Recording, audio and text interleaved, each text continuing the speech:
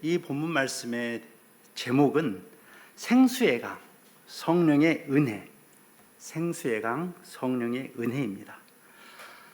참 무덥습니다. 무더운 여름밤 함께 드리는 우리 모두 하나님께서 창조하신 그 이 아름다운 세상이 참 많은데 그 중에서도 시원한 바닷소리가 들리는 바닷가를 우리 화면으로 영상으로 보시면서 해변을 따라 모래밭길을 여러분과 함께 걷기를 원합니다.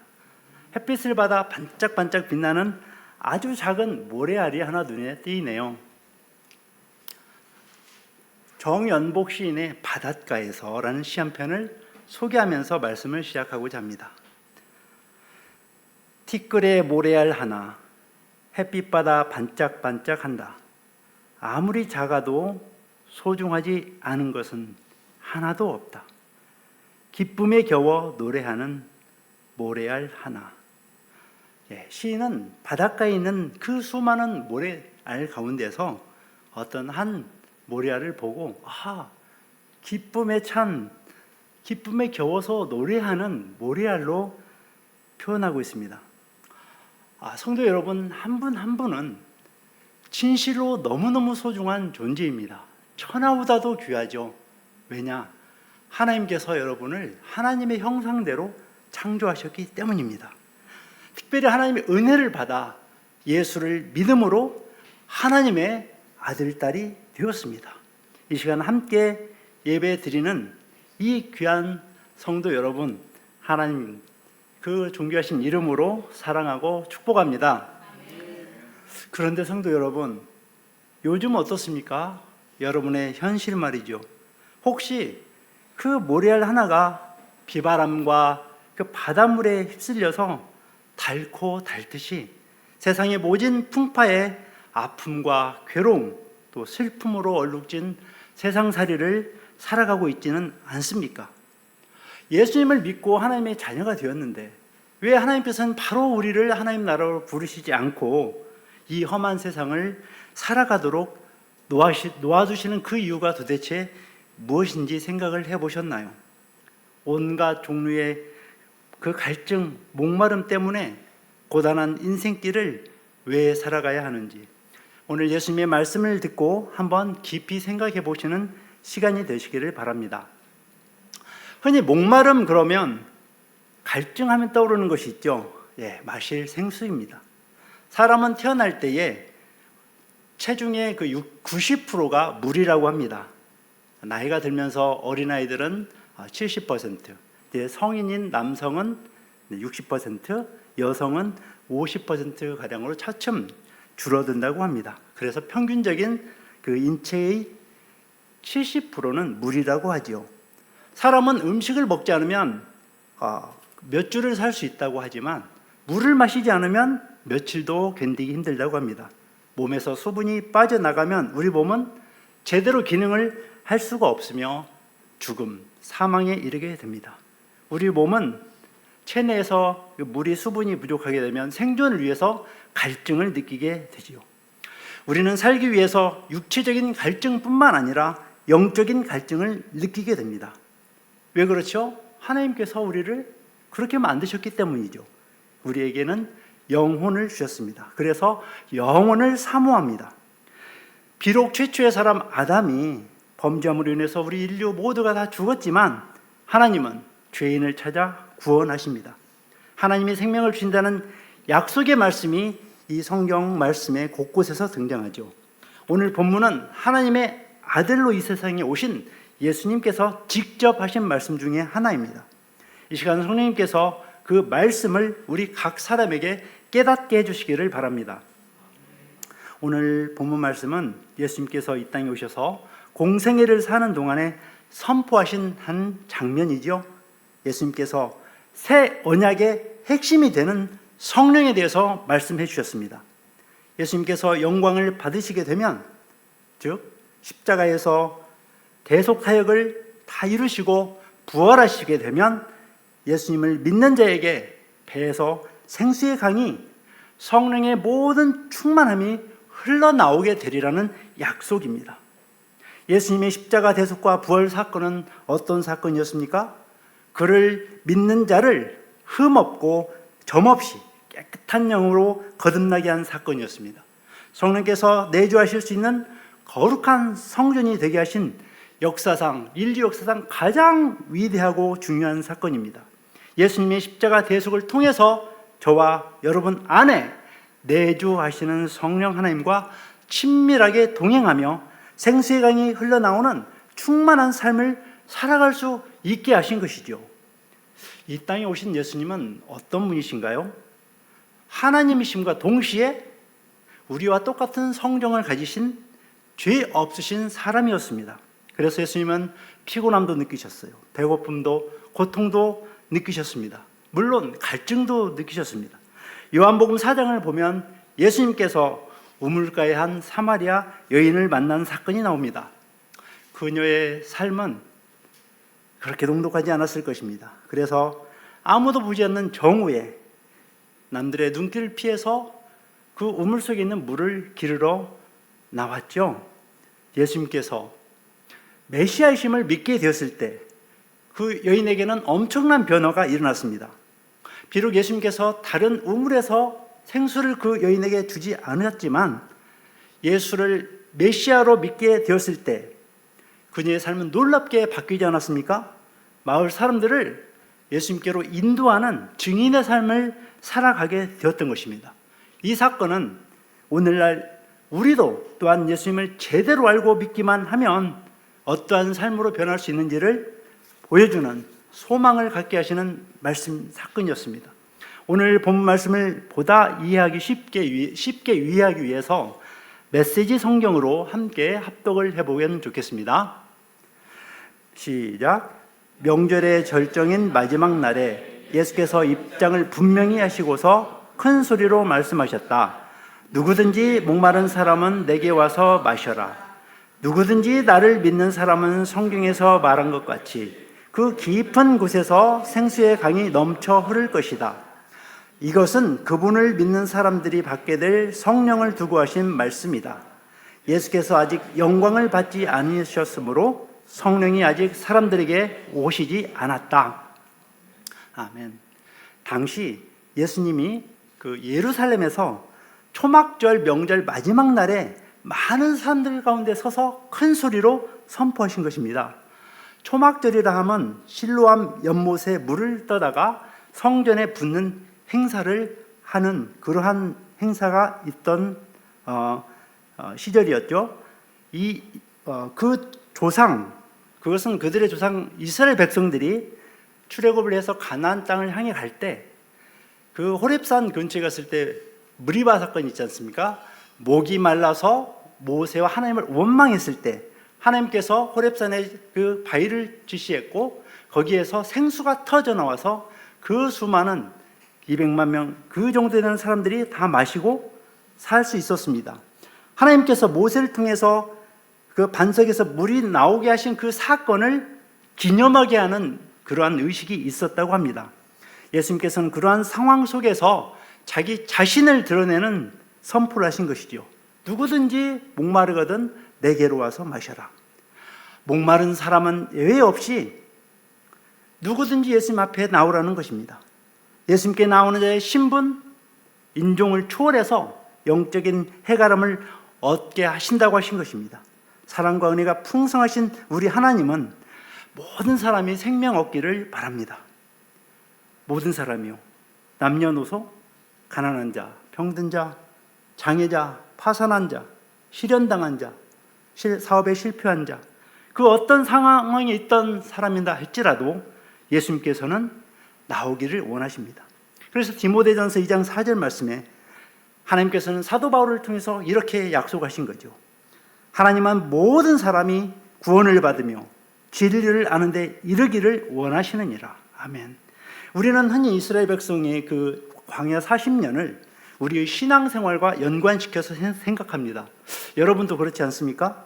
홍해를 건너 하나님의 놀라운 기적을 체험하면서도 수시로 원망하고 불평했던 이스라엘 백성들이 어쩜 그렇게 나하고 똑같은지, 하나님의 크신 은혜와 사랑을 경험했건만 너무나 자주 빈번히 종종 하나님을 원망하고 불평하는 내 자신을 보면서 참 한심하다는 생각을 멈출 수가 없습니다. 여러분은 어떠십니까? 그래도 위로가 되는 것은 하나님께서는 그 원망하는 백성들, 그들에게 생수를 터뜨려서 물을 마시게 하셨고 살려주셨습니다. 예수님 오늘 본문 말씀을 통해서 누구든지 원하는 자에게는 영원히 목마르지 않는 생수를 주시겠다는 약속을 하신 것입니다. 참으로 우리 주 예수님은 인생의 목마름을 해소시켜 주시는 생수의 근원이십니다. 그러므로 누구든지 예수 앞에 나오기만 하면 누구나 풍성한 구원의 잔치에 참여하게 되는 것이죠.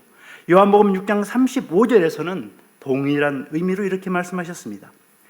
예수께서 이르시되 나는 생명의 떡이니 내게 오는 자는 결코 줄이지 아니할 터이요 나를 믿는 자는 영원히 목마르지 아니하리라.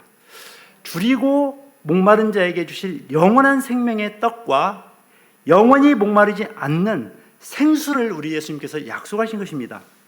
오늘 본문 말씀에서는 그 표현을 좀 더 구체적으로 하고 있죠. 그 배에서 생수의 강이 흘러나오려는 표현. 38절 말씀에 나를 믿는 자는 성경의 이름과 같이 그 배에서 생수의 강이 흘러나오리라 하시니, 여기 배라고 하는 이 헬라어는 코일리아스라고 하는 표현으로 세 가지 뜻이 있다고 합니다. 소화기관 중에 이 뱃속에 있는 위, 또 여성의 그 생식기관인 자궁, 또 하나는 인간의 가장 깊은 마음속에 숨겨진 또는 인간의 가장 깊은 내면의 양심, 그 마음을 의미하는 단어라고 신학자는 말하고 있습니다. 여기에서 그 배는 그러므로 인간의 그 인격을 포함하는 자를 뜻하는 것입니다. 삶 전체를 의미하는 것으로 볼 수 있는 것입니다. 이것은 예수님과 인격적인 그 연합을 의미합니다. 예수님이 주인 되시고 우리는 그분과 함께 동행하는 삶을 뜻하죠. 이 뱃속에 대한 동일한 의미로 사용된 단어는 잠언 18장 8절에서도 사용하고 있는데, 남의 말하기를 좋아하는 자의 말은 별식 같아서 뱃속 깊은 데로 내려가느니라. 그렇다면 예수님이 말씀하신 생수의 강은 무엇을 의미할까요? 생수의 강은 성령 충만을 의미합니다. 구약 성경에서는 하나님의 영, 곧 성령의 인재하심을 물의 공급으로, 물을 주시는 것으로 비유를 하였습니다. 이사야 44장 3절 말씀에서 나는 목마른 자에게 물을 주며 마른 땅에 시내가 흐르게 하며 나의 영을 네 자손에게 나의 복을 네 후손에게 부어주리니. 따라서 생수의 강은 성령의 충만함을 가리키는 표현입니다. 주님을 믿는 자는 항상 그 심령 깊숙한 곳에서 생수의 강, 즉 성령의 충만이 흘러 넘치게 된다고 우리 주 예수님이 말씀하신 것입니다. 그런데 누가 생수의 강에 와서 넘쳐 흐르는 생수를 마실 수 있겠습니까? 예수님의 초청을 받은 자입니다. 예수님께서 큰 목소리로 초청하셨습니다. 누구든지 목마르거든 내게로 와서 마셔라. 이 37절 말씀은 이렇게 풀이가 됩니다. 누구든지 목마르거든 내게로 오라. 나를 믿는 자는 마시리라. 성경의 이름과 같이 그에게서 생수의 강이 흘러나리라. 진실로 이 본문은 주님의 초청장임을 알 수 있습니다. 이 초청은 인생의 목마름을 해결하기 위해서 주님께 오라고 하는 것이죠. 이 말씀은 결코 다른 사람들을 만족시킬 그런 강물을 나눠주라는 뜻이 아닙니다. 그리고 본문은 그에게서라는 이 표현은 그리스도에게서라는 표현과 같습니다. 그 다음 절에 나오는 이 39절에 이는 그를 믿는 자들이 받을 성령을 가리켜 말씀하신 것이라 라는 표현을 보면 더욱 분명해집니다. 이 구절에서 받을 성령에서 이 받을이라는 말에 주목을 해야 합니다. 이는 주님께로부터 받는다는 뜻이지 다른 사람에게 나눠준다는 그런 뜻이 결코 아닙니다. 좀 전에 말씀드렸듯이 구약 성경 곳곳에는 이 생수에 대한 예언이 있습니다. 생수는 장차 오실 그리스도와 연결시켜야 해석이 되지요. 이사야서 32장 2절 말씀을 보면 그 사람, 오실 메시아를 말합니다. 그 사람은 마른 땅의 냇물 같을 것이요. 55장 1절 4절 말씀은 너희 목마른 자들아 물로 나아오라. 내가 그를, 여기서 그라는 표현도 오실 메시아를 말합니다. 만민에게 증거로 세웠고, 또한 출애굽기 17장 6절 말씀에 너는 반석을 치라. 그것에서 물이 나리니 백성이 마시리라. 이와 관련해서 사도 바울은 그 반석은 곧 그리스도시다 라고 고린도전서 10장 4절 말씀에 명백하게 해석을 해 놓았습니다. 즉 물이 흘러나온 그 바위는 이스라엘의 그 반석이시며 그 백성을 붙드시는 하나님 자신이라는 상징입니다. 결론적으로 생수의 강은 성도들부터가 아니라 그리스도로부터 흘러나온다는 의미인 것입니다. 우리 인간의 그 영혼의 모든 영적 목마름을 해결시켜 주는 그 신선하고 흘러넘치는 물은 졸졸졸 흐르는 그런 냇물이 아니라 강물인 것입니다. 그것은 고여있는 죽은 물이 아니라 신성하고 깨끗하고 우리의 영혼을 소생시켜주는 살아있는 물입니다. 예수를 믿는 자, 곧 예수를 영접한 자는 생수 되시는 예수 그리스도를 주님으로 모시고 살아감으로 진실로 복된 존재가 아닐 수가 없습니다. 39절 말씀을 함께 읽어보겠습니다. 시작. 이는 그를 믿는 자들이 받을 성령을 가리켜 말씀하신 것이라. 예수께서 아직 영광을 받지 아니하셨으므로 성령이 아직 그들에게 계시지 아니하시더라. 여기서 제자들에게 아직 성령이 계시지 않았을 때라고 말씀하셨습니다. 성령은 파라클레토스, 곧 위로자라는 뜻이 있습니다. 성령은 바람과 같습니다. 또한 불과 같습니다. 그래서 움직이죠. 오순절 마가 다락방에 오신 성령은 바람처럼 불처럼 임했습니다. 불도 그 사진이나 그 그림에서처럼 이렇게 멈춰 서 있는 것이 아니라 진짜 불은 움직입니다. 성령의 능력을 받은 초대 성도들의 모습이 어땠는지 사도행전을 통해서 우리가 보면 알 수 있죠. 사도행전은 성령이 역동적으로 움직인다고 해서 성령행전이라고도 합니다. 성령은 끊임없이 일했습니다. 어제도 역사하셨지만 오늘도 역사하시고 내일도 역사하시고 지금 이 순간에도 역사하고 계십니다. 늘 끊이지 않고 흐르는 강물처럼 성령은 은혜로 우리의 삶을 인도해 주십니다. 이전에 누렸던 성령의 은혜가 오늘도 앞으로도 인도하실 줄을 믿습니다. 우리 각 사람 하나님의 그 은혜, 성령의 은혜가 있었죠. 그러나 오늘 이 시간 우리에게 주시는 새로운 은혜가 있다는 것입니다. 날마다 새로운 은혜, 매일 아침마다 새로운 은혜, 매 시간마다 새로운 은혜가 있는 것입니다. 강과 같은 그 성령의 아름다운 은혜를 우리 모두가 함께 누리시기를 주 예수님의 이름으로 축원합니다. 자, 그러면 그 성령의 그 아름다운 우리 은혜를 우리는 어떻게 체험할 수 있을까요? 어떻게 누리면서 살 수 있을까요? 초대교회 성도들이 누렸던 그 성령의 강물을 현재 우리는 내가 어떻게 누릴 수가 있을까요? 경험할 수가 있을까요?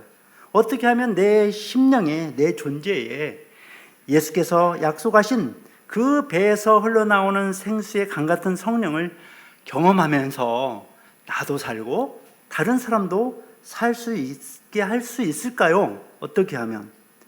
날마다 매 순간마다 끊이지 않는 그 성령의 은혜를 누리면서 살 수 있을까요? 그 비결이 오늘 본문에 나와 있습니다.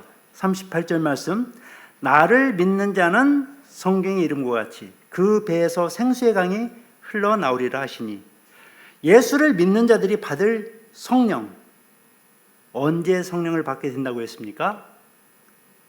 언제요?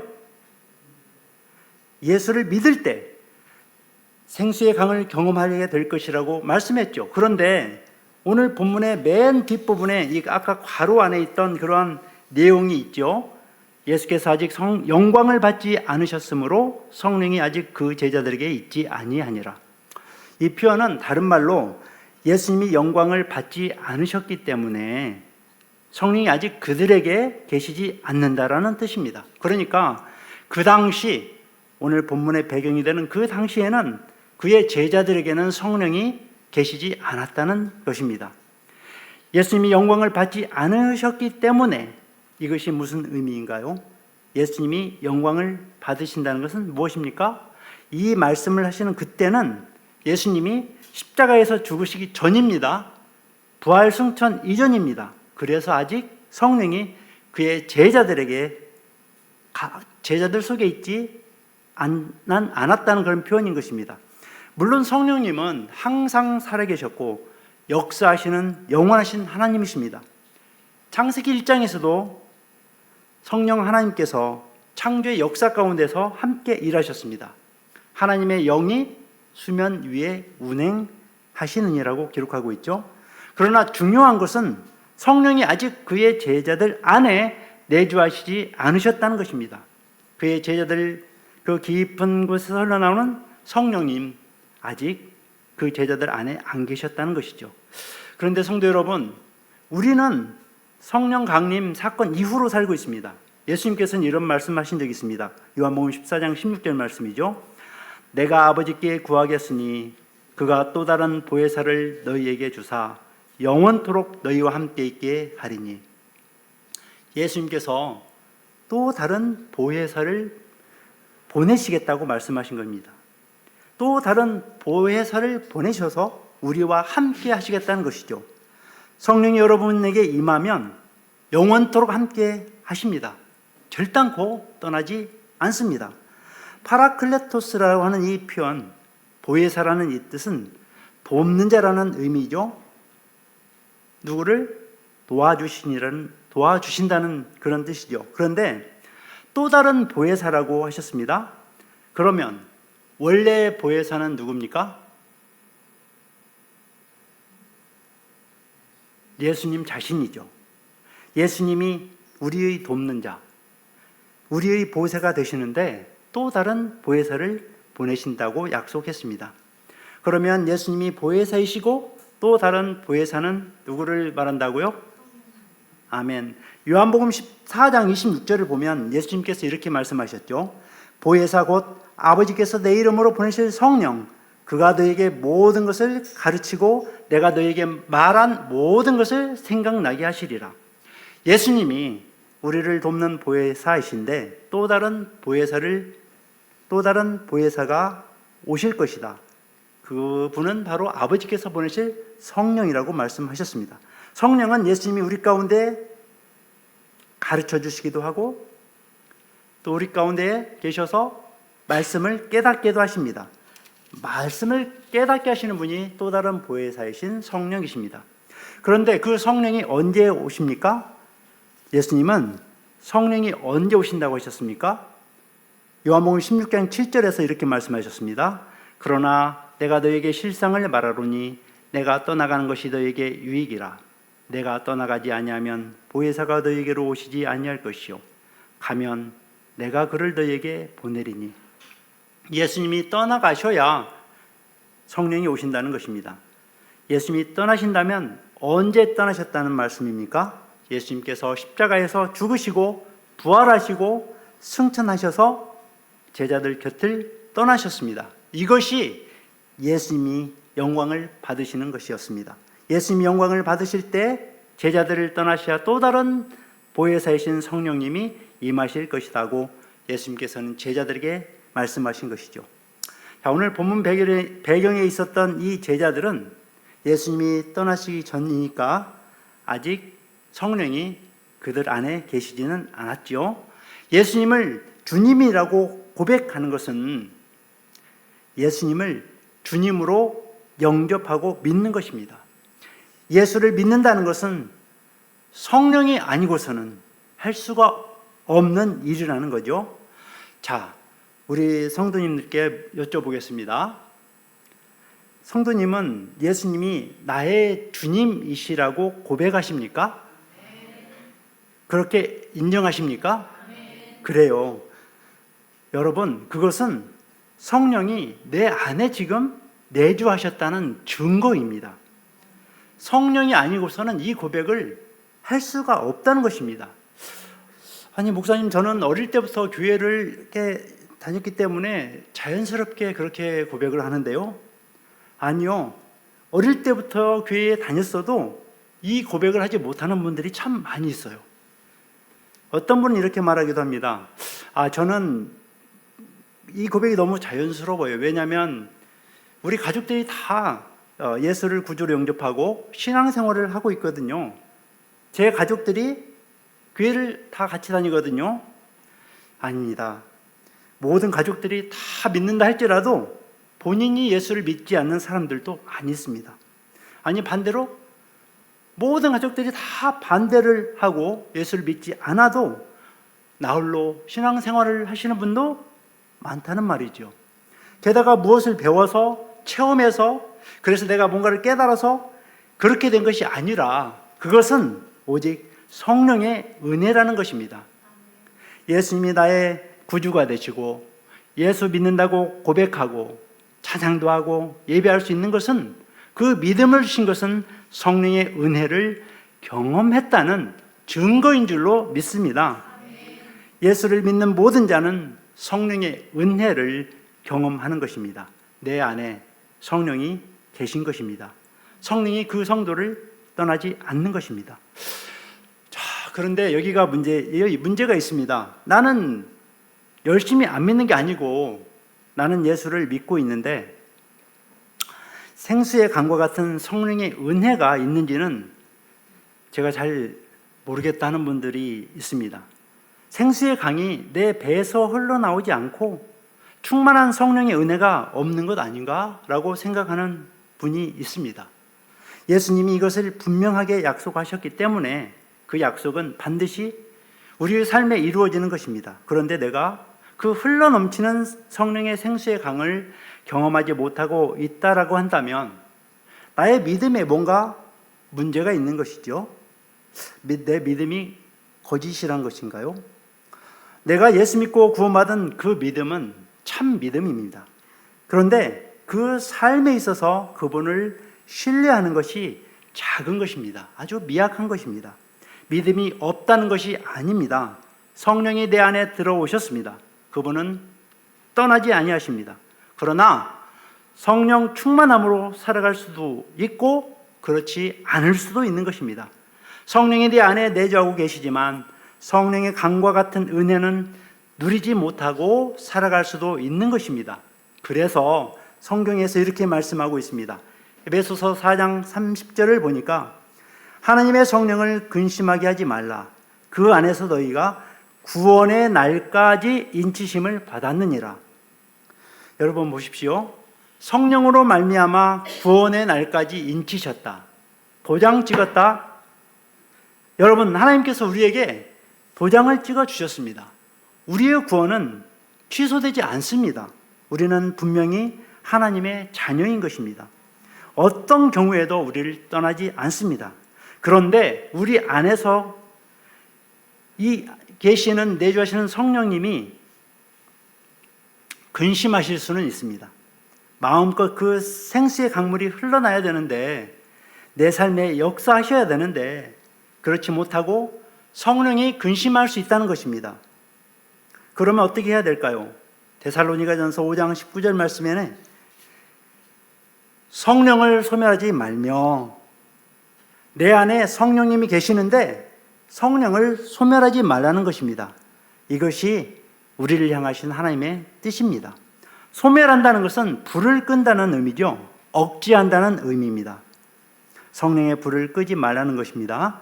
성령께 마음을 열고 내 삶을 드리며 정말 믿음으로 나아가라는 것입니다.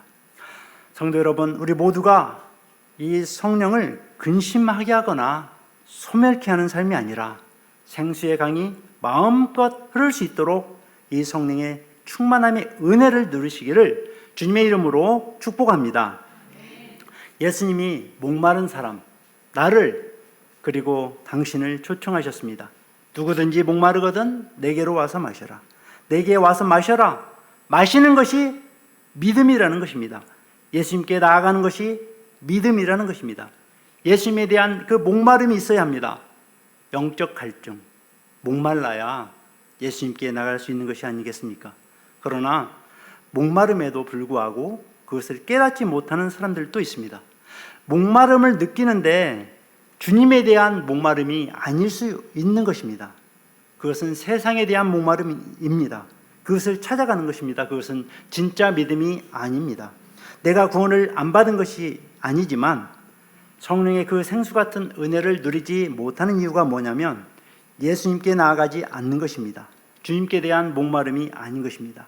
주님만이 나의 힘이시고 나의 능력이시고 그 성령의 은혜가 없으면 내가 살아갈 수 없는 존재인데 세상의 다른 목마름에 취해 있는 것입니다. 세상의 다른 목마름? 거기를 찾아가는 것인데요. 세상의 향락에 대한 목마름, 편하기 위한 목마름, 돈에 대한 목마름, 세상의 인기에 대한 목마름, 명예에 대한 목마름, 다른 목마름을 느끼니까 거기에 찾아가는 것입니다. 주님께 대한 목마름이 아닌 세상의 것, 육신의 것에 대한 목마름을 찾아가게 될 때 성령님이 근심하게 되는 것입니다. 여러분 예레미야 2장 13절 말씀에 하나님께서 하신 말씀을 한번 들어보시기 바랍니다. 내 백성이 두 가지 악을 행하였나니 곧 그들이 생수에 근원되는 나를 버린 것과 스스로 웅덩이를 판 것인데 그것은 그 물을 가두지 못할 터진 웅덩이들이니라. 그래서 사람들은 예수님께 나와야 되는데 다른 곳으로 가는 것입니다. 성령에 대한 갈망이 있어야 됩니다. 간절함이 있어야 됩니다. 그런 자에게 다음과 같은 성령의 은혜를 경험하게 하실 줄로 믿습니다. 시편 42편 1절 말씀, 그 갈급함이 저와 여러분의 고백이 되시기를 갈망합니다. 하나님이여, 사슴이 시냇물을 찾기에 갈급함같이 내 영혼이 주를 찾기에 갈급하니이다. 이 시편의 기자는 그 목마름이 있었습니다. 물론 세상 것이 다 필요 없다는 것이 아닙니다. 우리의 인생의 본질적인 목마름은 하나님께서 해결시켜 주십니다. 우리 영혼이 잘 돼야 다른 것들이 잘 되는 것입니다. 주님에 대한 목마름을 가진 자, 심령이 가난한 자가 복이 있는 것입니다. 천국이 그들의 것입니다. 복 있는 자는 주님을 갈망합니다. 주님을 찾습니다. 그 목마름이 있는 자는 누구든지 주님께 와서 구할 때에 우리 주님은 그 만족한 은혜를 주실 줄로 믿습니다. 주님이 말씀하십니다. 구하라. 그리하면 주실 것이요. 찾으라. 그러면 찾을 것이요. 문을 두드리면 열릴 것이다. 목마름이 없는데 무엇을 구하겠습니까? 마음이 없는데, 갈망이 없는데 무엇을 찾겠습니까? 어떤 기대감이 없는데, 열망이 없는데 어떻게 문을 두드리겠습니까? 정말 주를 향한 그 목마름을 가지고 구해야 되는 것입니다. 우리가 구할 때 하나님이 주시는데, 우리가 구할 때 무엇을 주십니까? 누가복음 11장 13절 말씀에 성령을 주신다고 하셨습니다. 너희가 갈지라도 좋은 것을 자식에게 줄 줄 알거든 하물며 너희 하늘 아버지께서 구하는 자에게 성령을 주시지 않겠느냐 하시니라. 구하는 자에게는 반드시 성령을 주시는 줄로 믿습니다. 이제 말씀을 정리합니다. 저 바닷가 모래밭에 있는 그 수많은 모래들 속에 한 알의 모래알도 하나님의 작품입니다. 우리는 하나님의 형상을 본받아 창조된 천하보다 귀한 존재들입니다. 죄로 멀어진 우리를 찾아오신 예수님은 지금 목마른 자들을 향하여 초청하고 계십니다. 이 시간 우리 함께 오늘 본문 말씀을 읽으실 때에 예수님의 음성을 들으시기를 바랍니다. 합독하시겠습니다. 명절 끝날 곧 큰 날에 예수께서 서서 외쳐 이르시되 누구든지 목마르거든 내게로 와서 마시라.